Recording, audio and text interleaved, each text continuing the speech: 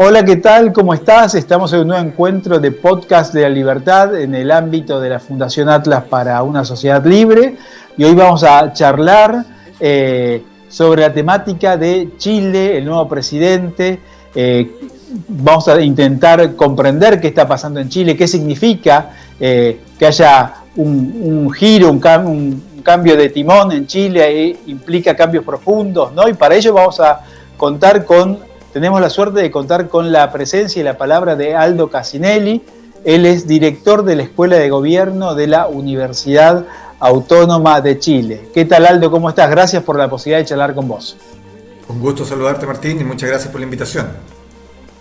Muchas gracias a vos por esta posibilidad y te damos millones de preguntas, ¿no? Porque tiene aparte esta noticia muchas implicancias para la relación bilateral y regional, ¿no? Pero una primera pregunta es ¿cómo podemos interpretar esta victoria de Kast en Chile? Martín, yo lo pondría en dos planos, en dos niveles. Uno, que es un plano muy práctico en términos de políticas públicas, que es lo que la ciudadanía está demandando hoy día, que es un tema de seguridad, orden y algo que está muy vinculado, que es el tema del crecimiento y el empleo. Entonces, tú ves esos tres elementos y el presidente electo los representa absolutamente. Pero hay otro plano que yo te diría que es un poco más profundo, un poco más de principios, valores, o si tú quieres de más filosófico. No quiero entrar en esa profundidad, pero sí me parece importante señalarlo, que tiene que ver con conceptos de libertad, con conceptos de progreso, con conceptos del desarrollo del individuo como persona dentro de una sociedad. Y por lo tanto, ¿cuál es la relación del individuo, la sociedad y el Estado? Y esa, ¿cómo se va construyendo? Yo te diría que este equilibrio entre un elemento bastante práctico que tiene que ver con políticas públicas, con cómo gestiona el Estado, y como te señalaba, todo lo que tiene que ver con seguridad, que es una demanda muy sentida de la población, el tema migratorio muy fuerte, y últimamente el tema de crecimiento y empleo. Y en este punto lo ligo con lo otro que te estaba diciendo, que tiene que ver con la libertad, con el emprendimiento, con el individuo. Chile fue un país donde durante mucho tiempo estos elementos fueron de la mano. Aquí había crecimiento y había movilidad social. Un país que en la década del 80, 90 logró reducir la pobreza del 50% a menos del 8%, pobreza extrema, pero que además generó un espacio de crecimiento en términos de ingreso per cápita, de calidad de vida, independiente del factor o el indicador que tú lo midas, coeficiente de Gini, 2020, multivariable, donde tú lo manejes, estaba muy arriba, pero en algún minuto esto se nos trabó, y se nos trabó precisamente por la vía del crecimiento. Tuvimos, finalizando la primera década de este siglo, el crecimiento se estancó o se redujo significativamente, y yo creo que ahí hubo un problema de movilidad social, y la gente empezó a decir, bueno, el esfuerzo que yo estoy haciendo, el esfuerzo que estoy haciendo con mi familia, en términos de estudio, de trabajo, de emprendimiento, está retribuido, y ahí empezó el cuestionamiento.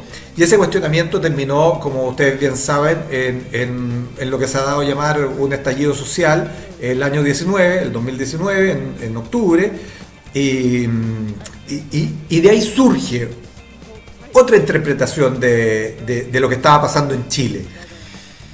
Y yo vuelvo a conectar esto con el surgimiento o el triunfo de José Antonio Kast hoy día como futuro presidente de este país, desde el 11 de marzo del 2026.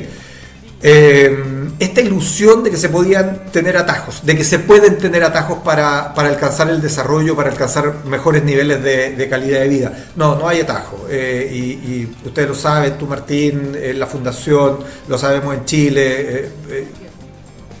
No es posible alcanzar el desarrollo, no es posible mejorar la calidad de vida de las personas si no hay esfuerzo, si no hay orden, si no hay disciplina, si no hay inversión, si no hay ahorro, si no hay un ambiente adecuado para que la gente esté dispuesta a que ese empeño que está haciendo lo ponga también al servicio de la sociedad.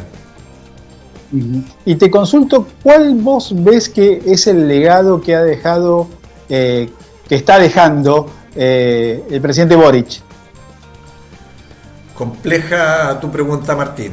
De nuevo, voy a ir por dos respuestas. Una, afortunadamente, no es mucho en términos de legado material o de políticas públicas. No hay muchas políticas públicas. Uno podría decir, ¿sabes qué?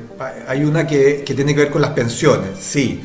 Pero las pensiones fue la única gran reforma que se hizo en este gobierno, pero que lo que hace es precisamente afirmar lo que estábamos diciendo, afirmar uno de los principios los que venía en el modelo anterior, que era este concepto de los administradores de fondos de pensión, la capitalización individual, que se le agrega, y que ya lo había hecho el presidente Piñera, se le agrega un componente de solidaridad a través del Estado, y va conjugando un sistema mixto. Yo diría que eso es el principal, uno podría decir que este es el principal legado que va a dejar el presidente Boric y que tiene que ver con justo lo que te estaba diciendo antes. Esto se creó en la década del 80 del siglo pasado, se fue acrecentando, fue uno de los grandes argumentos por los cuales se produjo o se gatilló el estallido. Bueno, y hoy día tenemos un sistema que la gente valora significativamente, que se le da un impulso. Y eso podríamos decir que es un gran legado en términos de gestión. En términos políticos, yo creo que la discusión, sobre todo en su sector político, que es la izquierda, una izquierda radical, entre una alianza del Partido Comunista con el Frente Amplio, yo creo que quedaron bien al debe. Bien al debe en términos de la capacidad precisamente de administrar el Estado. No olvidemos, Martín, que este sector pretendía que todo pasara por el Estado. Bueno, pero no fueron capaces de administrar el Estado, no fueron capaces de dar respuesta a las demandas de la población a través del Estado, cuando lo tuvieron para administrar. Acuérdate que los gobiernos son administradores temporales del Estado, en los periodos, en la democracia, en los periodos que les corresponde. Y su propuesta tenía mucho que ver con eso de hacerse parte, de que todas las soluciones pasaban por el Estado, la educación, la salud, las pensiones. Bueno, no fue así, y hoy día tenemos un déficit precisamente en cada una de estas áreas que te he señalado. Por lo tanto, sí, ahí hay una deuda significativa que tiene este gobierno en términos generales, y no quiero entrar en otras materias como tiene que ver el medio ambiente, ciencia y tecnología, cultura, para qué decir el tema del feminismo o de la equidad de género que tanto vociferaban en su minuto dicho sector.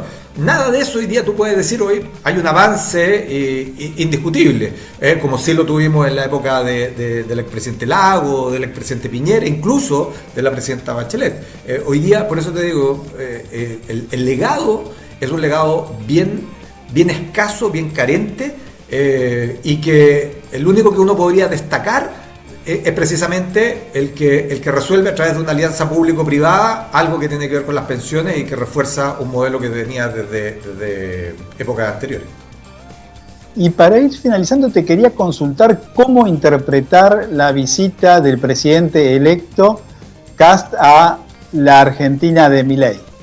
Las posibilidades de cooperación, ¿qué mensaje podemos leer a partir de ese acto?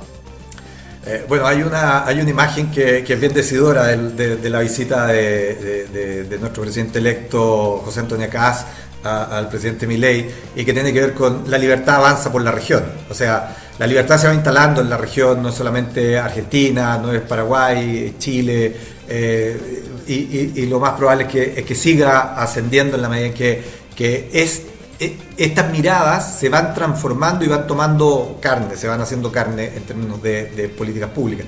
Pero como tú preguntas en elementos concretos, yo creo que una alianza entre ambos países, no solamente una alianza en términos de principios, valores, sino una alianza práctica. Aquí tenemos que ser capaces de conjugar a través de políticas públicas, a través de la gestión de ambos estados, beneficios. Por ejemplo, nosotros tenemos un tratado minero firmado hace muchos años, décadas. Bueno, me da la impresión que este es el minuto de hacerlo viable, de darle de concretarlo.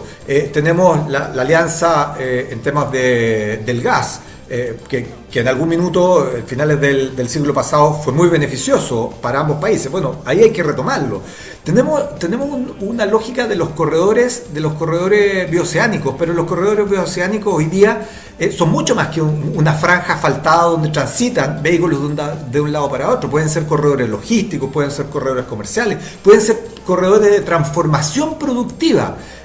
Y cómo unes dos océanos o dos mercados, eso es significativo.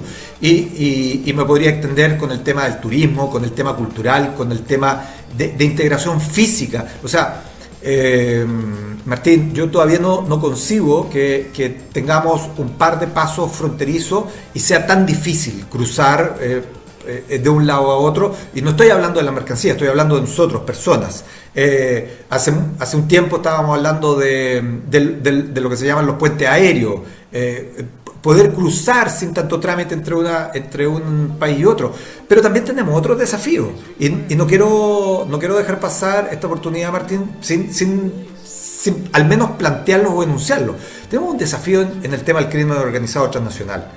Yo creo que eso es clave para resolver este fenómeno que se nos está enquistando, y esto tiene que ver con el narcotráfico, tiene que ver con el trata de personas, tiene que ver con la migración, tiene que ver con el lavado de activos, tiene que ver con el sicariato, y ahí también tenemos que tener una alianza que nos una para enfrentarlos como un solo conjunto. El crimen organizado, los delincuentes se juntan y resuelven y operan en ambos países sin distinción. Bueno, nosotros tenemos que ser capaces también de perseguirlos sin distinción en ambos países. Y eso nos va a dar también la capacidad para enfrentar otros desafíos, el tema cultural. Nosotros tenemos muchas similitudes. Mira Europa, con todas las diferencias que tienen, mira lo que son. Y nosotros, con todas las similitudes que tenemos, no podemos estar de espalda por mucho que la cordillera sea tan grande. Aldo, muchísimas gracias por la posibilidad de charlar con vos y gracias por iluminarnos en tantas preguntas que se abren, ¿no? Y oportunidades de colaboración, cooperación, crecimiento y fortalecimiento del vínculo ganar-ganar, ¿no? Entre ambas sociedades, y la importancia estratégica de estos resultados en lo que es América Latina. Un fuerte abrazo, gracias. Siempre un gusto, que esté muy bien.